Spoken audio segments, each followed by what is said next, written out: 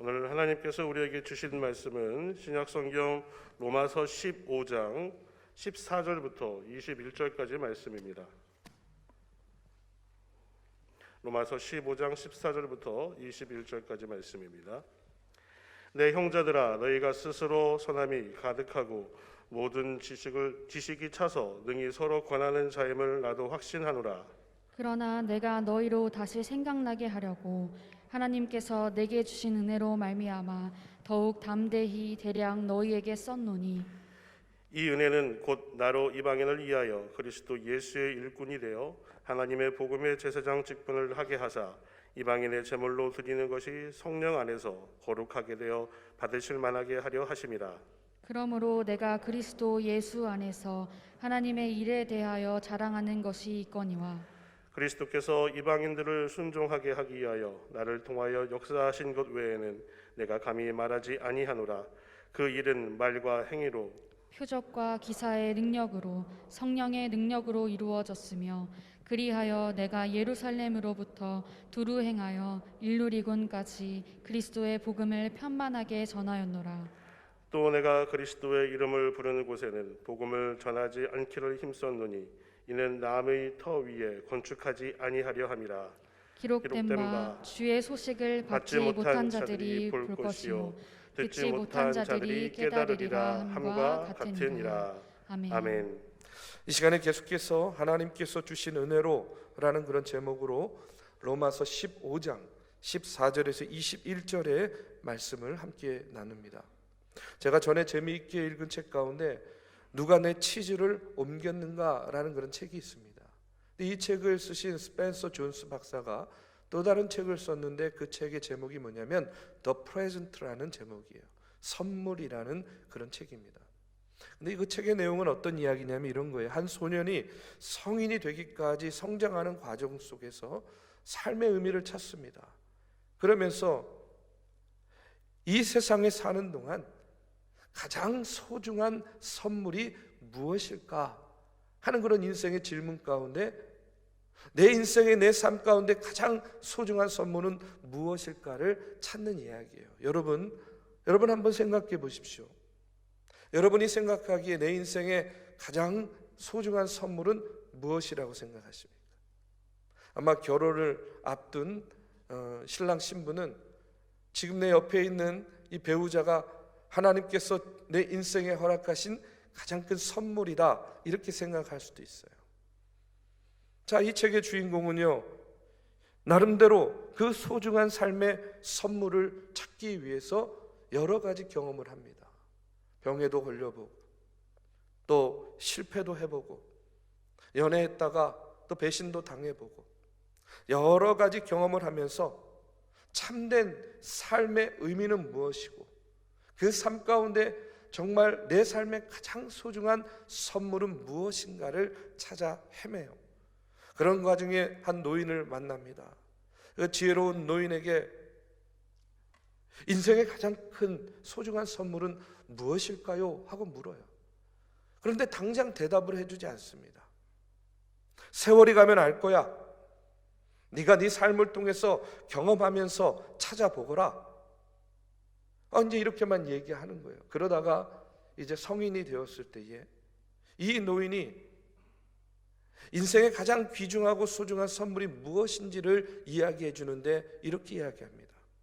세상에서 가장 귀한 선물은 현재일세 하고 이렇게 이야기해요. 세상에서 가장 귀한 선물은 현재라는 거예요. 그래서 여러분 영어로 프레젠트가 선물이라는 말도 되고 현재라는 말도 되지 않습니까?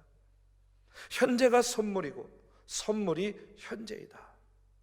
현재의 의미를 아는 사람이 최고의 선물을 받은 사람이다. 그래서 The Present라는 이 책의 내용이 그렇게 전개가 됩니다. 여러분 내가 가진 바를 모르고 현재를 살아가는 사람은요 아무것도 없는 것과 마찬가지라는 거예요. 현재가 가장 큰 선물입니다. 그리고 현재가 가장 큰 선물임을 깨닫는 것이 인생을 성공적으로 살아갈 수 있는 그런 마스터 키가 된다 하는 사실을 여러분 기억하시기 바랍니다. 이 땅에 사는 많은 사람들이요, 여전히 과거에, 지난 과거의 메인 삶을 사는 사람들이 많아요. 또 반대로 꿈, 비전, 이런 것들을 통해서 여러분 이룰 수 있는 꿈, 현실 가능한 비전이 아니라 허황된 그런 꿈을 가지고 인생을 낭비하면서 사는 그런 사람들도 많이 있습니다. 그런데 여러분, 하나님은 현재라고 하는 선물을 우리에게 주셨습니다. 내가 젊었건 늙었건 내가 지금 이 자리에 있다라는 사실 하나만으로 지금 현재 저와 여러분 우리는요, 큰 선물을 받은 것입니다.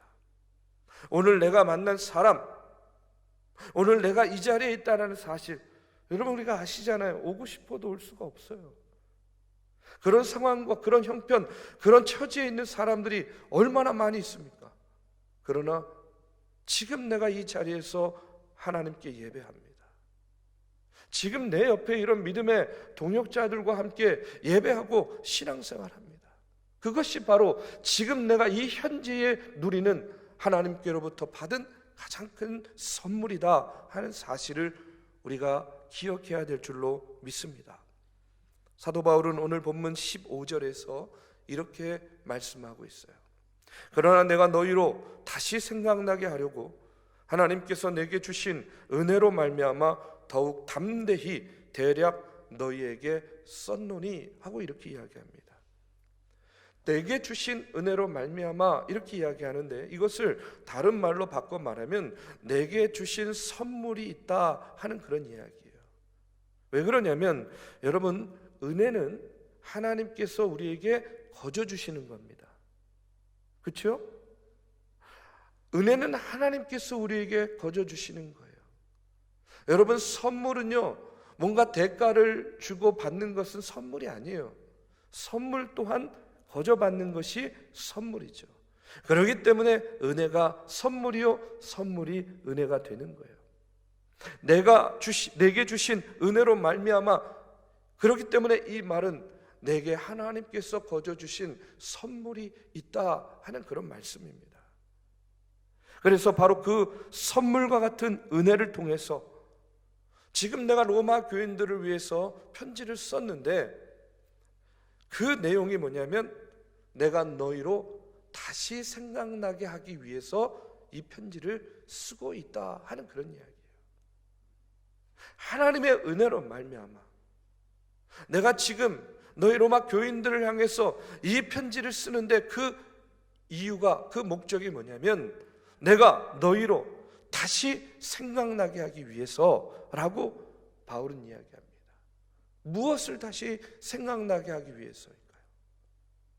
여러분, 당연히 예수님은 누구신지, 하나님은 누구신지, 복음이 무엇인지, 진리가 무엇인지, 그리스도인으로서 어떻게 사는 것이 바른 삶인지를 다시 깨닫고 성찰하고 잊지 않도록 계속해서 리마인드 시키는 거예요. 그런 목적을 가지고 이 로마서의 말씀을 쓰고 있다는 그런 이야기입니다. 여러분, 예수님 누구신지 아시잖아요. 하나님이 어떤 분인지 아시죠? 우리가 크리스찬으로서 이 땅에서 어떤 모습으로 살아야 될지도 우리 다 알고 있습니다. 그런데 중요한 것은 뭐냐면 안다고 해서 다 되는 것이 아니에요. 내가 안다고 해서 그렇게 생활하는 것, 그렇게 행동하는 것도 아닙니다. 여러분, 결정적인 순간이 내 인생 가운데 닥쳤을 때에 내가 아는 그것이 생각나서 내 삶에 영향을 주고 내 판단과 결정에 영향을 주는 것도 여러분 쉽지 않아요. 아무리 예수를 오래 믿고 아무리 하나님에 대해서, 말씀에 대해서 잘 안다고 하더라도 내 삶의 결정적인 순간, 위기의 순간, 고난의 순간, 뭔가를 결정해야 되는 그 순간이 다가왔는데 여러분, 하나님 생각이 안 나요. 그토록 오랫동안 읽고 그토록 잘 알고 있던 그 말씀이 내 삶에 전혀 영향력이 되지 않아요. 그렇다고 한다면 여러분, 그 안다는 것이 무슨 의미가 있겠습니까? 아는 대로 그것이 떠오르고 기억되고 생각나는 것이 여러분 말처럼 쉽지 않다는 그런 이야기입니다. 여러분 다시 한번 묻겠습니다. 여러분 하나님께서 전지전능하신 하나님이심을 여러분 믿으십니까? 믿으시죠. 그런데 우리가 하나님께서 전지전능하신 하나님이시다라는 사실을 알고 믿는다는 것은 뭐예요? 하나님은 무엇이든지 알고 하나님은 무엇이든지 할 수 있는 분이라는 사실을 알고 믿는다는 거 아니겠어요? 그런데 내 삶에 어려움이 있습니다. 내 삶에 고난이 닥쳐왔어요. 뭔가 해결해야 될 문제가 있어요. 그런데 그 순간에 그러면 누구를 생각해야 돼요?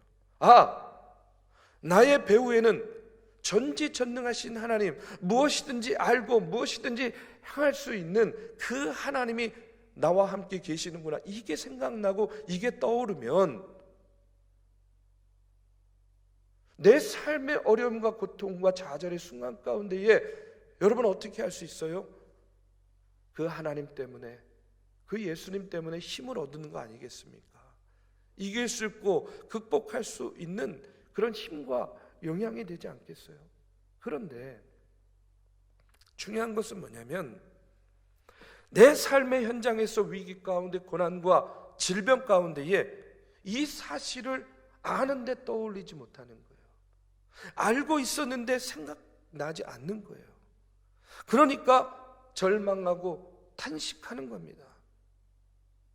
전혀 믿지 않는 사람들과 별반 구별되지 않아요. 다를 바 없는 그런 반응으로 우리의 삶을 살아가고 있다는 거예요. 오늘 본문에 보면 다시라는 말이 나옵니다. 이 또라는 말, 이 다시라는 말은요, 거듭해서 되풀이해서라는 그런 의미를 갖고 있는 거예요. 알고는 있지만 막상 필요할 때 생각나지 않는 그것, 우리가 분명히 믿고는 있지만 결정적인 순간에 내 삶에 영향력을 끼치지 못하는 그 말씀, 그 하나님의 은혜, 하나님의 능력, 이것을 다시 또 거듭해서 생각나게 하기 위해서 오늘 바울은 하나님의 은혜를 덧입어서 이 로마서를 쓰고 있다라고 고백하고 있는 겁니다. 자, 여러분, 우리가 믿음 안에서 누군가를 사랑한다 할 때에 가장 크고 아름다운 사랑은 무엇이냐? 그 사람으로 하여금 하나님이 생각나도록 하는 것이 가장 큰 사랑이다. 여러분, 이 사실을 꼭 기억하시고 마음속에 새기시기 바랍니다. 내가 누군가를 사랑한다는 것은 그 사람으로 하여금 매 순간순간마다 하나님이 생각나도록 만드는 것입니다. 왜 그렇습니까? 하나님의 말씀 속에서만 우리의 삶이 온전해질 수 있기 때문에 그래요. 요한복음 14장 26절의 말씀에 보면 예수님께서 이렇게 이야기하십니다. 보혜사 곧 아버지께서 내 이름으로 보내실 성령, 그가 너희에게 모든 것을 가르치고 내가 너희에게 말한 모든 것을 생각나게 하리라 하고 이렇게 이야기해요. 성령께서 행하시는 가장 큰 사역이 뭐라고요? 우리로 하여금 생각나게 하는 것이라는 거예요. 내가 누군가에게 하나님의 말씀이 다시 생각나도록 하는 그런 역할을 하고 있다면 그것은 지금 내가 성령의 도구로 쓰임받고 있다라는 증거입니다. 여러분, 목회가 뭐예요? 목사가 하는 일이 무엇입니까? 여러분, 목회와 목사는요, 여러분이 이미 알고 있는, 성도들이 이미 알고 있는 하나님의 말씀을요 다시 생각나도록 도와주는 것이 목회요 목사의 역할입니다. 여러분, 설교가 무엇입니까? 여러분, 설교가요 결국은 하나님의 능력을 다시 깨닫고 그 능력을 다시 생각하도록 도와주는 것이 바로 설교 아니겠습니까? 여러분, 성경 공부 왜 합니까? 그 이유는 하나님 아버지의 은혜를 다시금 깨닫게 하기 위해서 성경 공부하는 겁니다. 왜 우리가 때로는 다른 사람의 간증을 통해서 은혜를 받고 나도 내가 만난 하나님을 이야기합니까? 왜 우리가 신방을 하고 왜 우리가 상담을 합니까? 그 모든 것들을 통해서 내 삶 속에 가득한 하나님의 그 은혜와 은총을 다시 생각하고 상기시키기 위해서 그 모든 것들을 하고 있는 거예요. 그렇기 때문에 우리 믿음의 사람들이 할 수 있는 권면, 그 권면 중에서 가장 아름답고 성숙한 권면은 무엇이냐? 그 사람에게 필요한 하나님의 말씀이 다시 생각날 수 있도록 도와주는 권면, 그 사람의 삶 가운데에 다시 일어설 수 있는 그 하나님의 놀라우신 은혜와 사랑과 능력이 다시 떠오를 수 있도록 도와줄 수 있는 권면이야말로 여러분, 우리가 누군가를 사랑하면서 할 수 있는 가장 큰, 가장 성숙한 권면인 줄로 믿습니다. 모든 신앙생활, 또 그 신앙생활을 통한 훈련의 목적은 뭐냐? 다시 생각나게 하는 겁니다. 알고 있지만 결정적인 순간에 다시 생각할 수 있도록 도와주는 것입니다. 여러분, 우리가 집에다가 십자가 걸어놓죠. 또 어떤 가정에 신방을 가보면요, 예수님 성화 이런 것들 많이 걸어놓습니다. 많은 여성분들이 십자가 목걸이를 액세서리처럼 걸고 다니죠. 왜 집에다 십자가를 걸어놓고, 왜 성화를 걸어놓고, 왜 우리가 액세서리로 십자가를 걸고 다닙니까? 그 이유는 뭐냐면 필요할 때마다, 집을 들고 날 때마다, 내 삶의 순간순간마다 여러분, 예수 그리스도를 떠올리기 위해서예요. 그런데 중요한 것은 뭐냐면 뜻하지 않은 상황 가운데 어려움이 닥치면 그 사실을 잊어버리는 거예요. 다시 생각한다는 것, 다시 기억하고 떠올린다는 것이 그렇기 때문에 말처럼 쉽지 않습니다. 여러분, 그렇기 때문에 그러면 어떻게 해야 됩니까? 반복해서 훈련하는 이유가 바로 거기 있는 거예요. 우리가 다시 생각하고 다시 기억하고 떠올리기 위해서 반복해서 훈련하는 겁니다. 반복해서 훈련함으로 우리가 하나님 아버지의 말씀 속에서 그 말씀을 기억하고 떠올리는 사람이 되는 거예요. 우리가 해마다 사순절의 절기를 지냅니다. 사순절의 절기를 지키면서 항상 뭘 나눠드립니까? 사순절 40일 묵상 카드 나눠드리잖아요. 또 고난주간을 보내면서 우리가 새벽 기도도 합니다. 또 릴레이 금식 기도도 합니다. 어떤 분들에게는요, 해마다 하는 연례 행사처럼 여겨질 수도 있어요. 그러나 또 다른 어떤 분들에게는 지금 내가 인생의 위기 가운데 있습니다. 내가 무언가 선택의 기로에 있습니다. 내 삶이 우겨쌈을 당하고 있고 내 삶에 참으로 내 힘과 능력으로는 결코 이기고 넘을 수 없는 그런 장벽이 있는 것과 같이 느껴지는 그런 분들에게는 여러분, 다시금 나를 위해서 고난의 길을 가신 예수님을 생각하고 기억하고, 아, 내가 지금 혼자가 아니구나, 우리 주님이 지금 나와 함께 계시는구나, 내가 비록 이 땅에서 어려움과 고난의 길을 가고 있지만 나는 구원받은 백성으로, 하나님 나라의 백성으로 영원한 삶을 천국에서 살아갈 하나님 나라의 자녀이구나, 그것을 다시 한번 떠올리고 생각함으로 인해서 여러분, 뭘 얻는 거예요? 힘을 얻는 거예요. 위로함을 얻는 겁니다. 능력의 하나님을 바라보게 되는 것이죠. 여러분, 저는 오늘의 말씀을 통해서 저와 여러분이 매일매일 하나님의 말씀을 다시 생각할 수 있도록 우리를 가꾸어 나아가는 주의 성도들이 되기를 간절히 바랍니다. 또 내가 만나는 사람들도 하나님의 말씀을 매 순간 생각날 수 있도록 생각하도록 여러분, 저와 여러분이 도와줘야 됩니다. 누구든지 저를 만나면, 누구든지 나를 만나면 뭐가 떠올라야 돼요? 하나님이 떠오르고 하나님의 말씀이 생각날 수 있도록 여러분 도와주고, 우리도 하나님의 말씀 가운데 말씀 붙잡고 여러분 그 말씀을 실천해 나가는 저와 여러분이 되기를 주님의 이름으로 축복합니다. 이제 바울은 이처럼 로마서를 쓴 목적이 로마서에 있는 성도들로 하여금 하나님에 대한 지식을 다시 생각나게 해주기 위함이다 라고 이야기하면서 또 뭐라고 고백을 하냐면, 자기가 그러나 이것을 쓰긴 썼지만 자신의 능력만으로 쓴 것이 아니다 하는 것을 고백하고 있어요. 오늘 15절의 말씀, 하나님께서 내게 주신 은혜로 말미암아 썼다고 고백을 합니다. 로마서는 바울에 대한 하나님의 은혜의 결과요 선물이라는 그런 고백이에요. 그리고 이어지는 16절의 말씀에 보면 이렇게 시작합니다. 이 은혜는 곧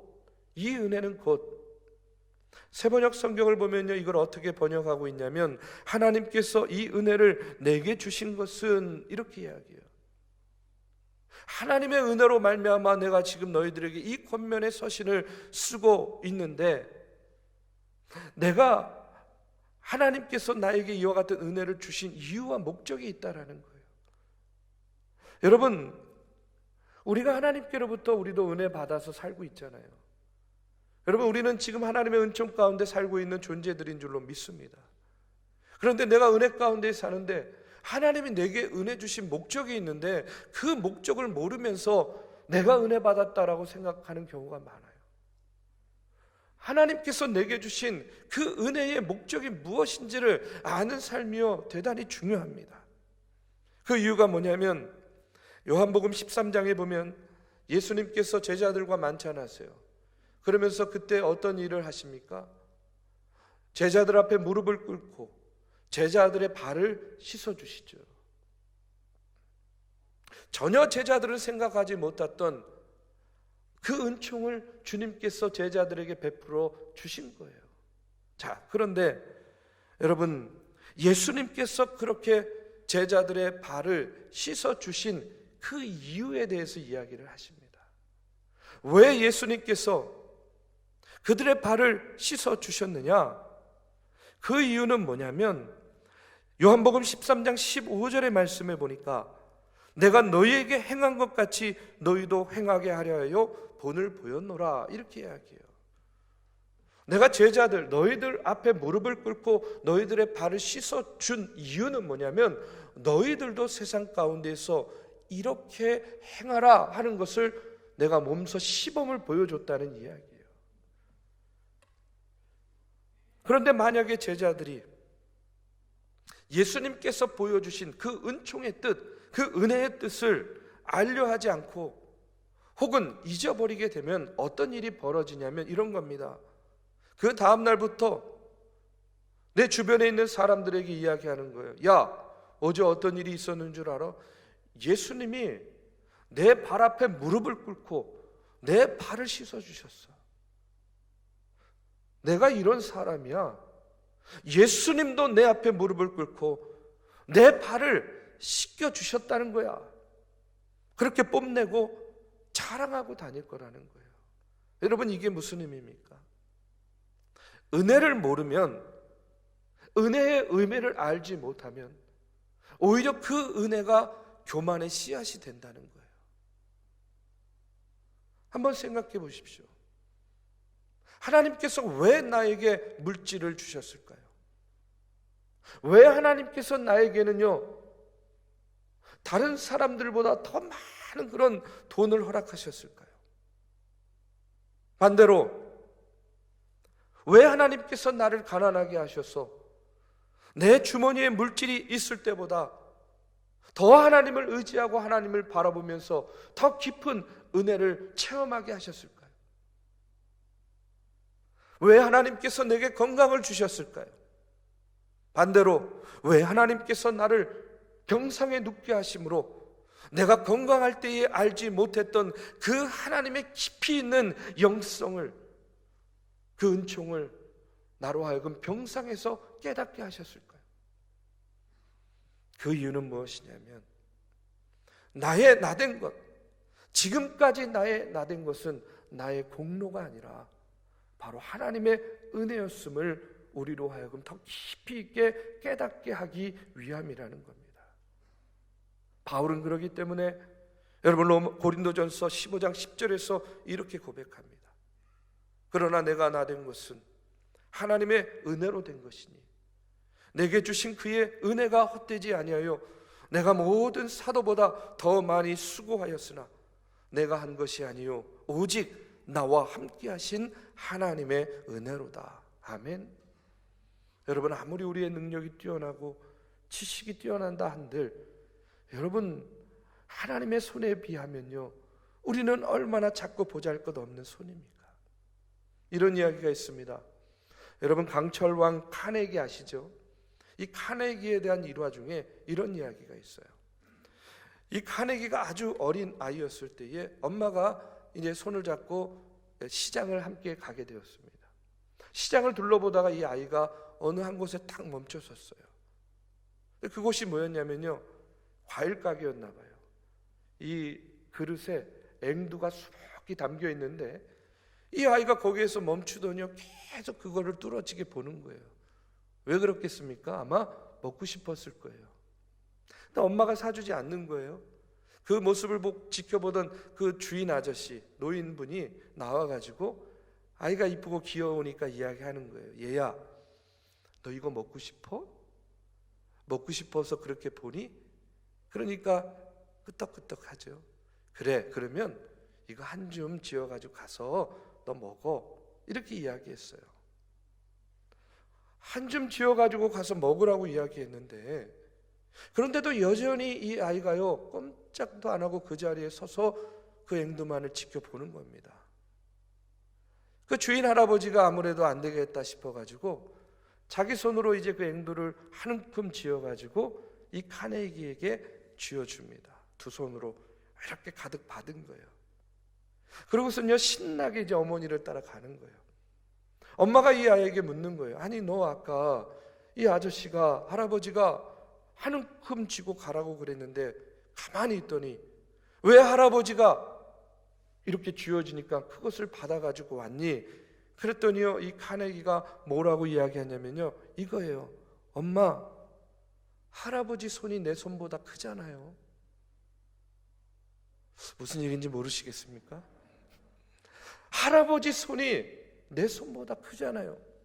내가 한 움큼 쥐어봤자 얼마 되지 않는데 할아버지가 한 움큼 쥐어주니까 이렇게 훨씬 더 많이 얻을 수 있었잖아요. 여러분, 부자들은요 일단 기본적으로 이게 마인드가 다른 것 같아요. 제가 이 이야기를 들으면서 그런 생각이 들었습니다.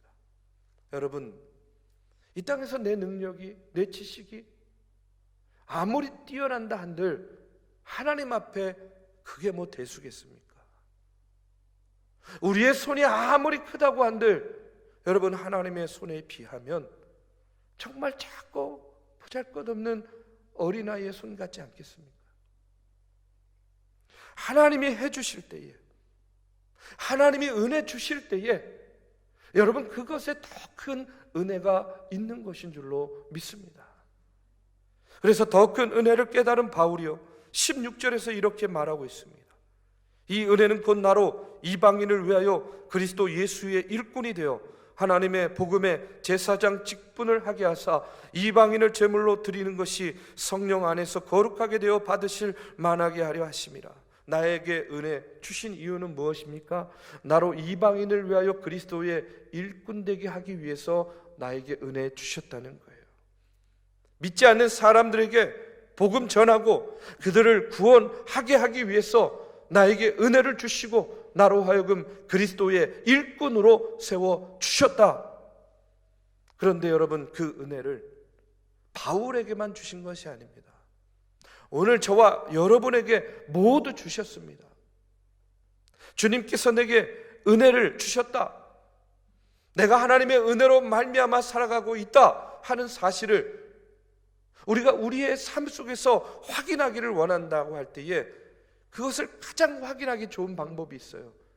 그것이 무엇인 줄 아십니까? 복음을 전해보면 알 수 있어요. 복음을 전해보면 여러분, 하나님께서 내 삶 가운데 어떻게 임하고 계시는 줄을, 성령님께서 나에게 어떻게 역사하고 계시는 줄을 우리는요 복음을 전해보면 알게 된다는 거예요. 내 삶에 하나님의 은혜가, 성령의 역사가 느껴지지 않는 분들 계십니까? 그 이유는요 반대로 말하면 내가 복음 전하는 일에 앞장서지 않기 때문이에요. 여러분, 하나님의 은혜를 확인하기를 원한다면 그 확인하는 가장 좋은 방법은 복음 전하는 겁니다. 내 가족, 내 일터, 내 삶의 바운더리에서 예수 그리스도의 복음을 전하다 보면 내가 의식하지 않아도 여러분, 그 과정 속에서 나와 함께 계시는 하나님의 그 놀라우신 은혜와 역사를 내가 느끼고 경험하게 된다는 그런 사실입니다. 사랑하는 우리 믿음의 성도 여러분, 저는 우리가 어떤 상황에 처하든지 우리가 어느 곳에 가서든지 저와 여러분 주님의 은혜를 자랑하시기를 주님의 이름으로 축복합니다. 주님의 복음을 자랑하시기 바랍니다. 이 자랑이 우리를 떠나지 않을 때에 복음을 전해 듣는 사람뿐만 아니라 복음을 전하는 우리의 삶 가운데에 기쁨이 넘치고 은혜가 넘치고 무엇보다 내가 하나님의 은혜로 말미암아 여기까지 왔고 하나님의 은혜로 말미암아 앞으로도 주님과 동행하며 살아가는 존재구나 라는 사실을 우리가 마음속 깊이 느끼고 깨닫게 되리라고 믿습니다. 하나님의 은혜로 살아가는 우리 중앙의 성도님들 되시기를 주님의 이름으로 축복합니다.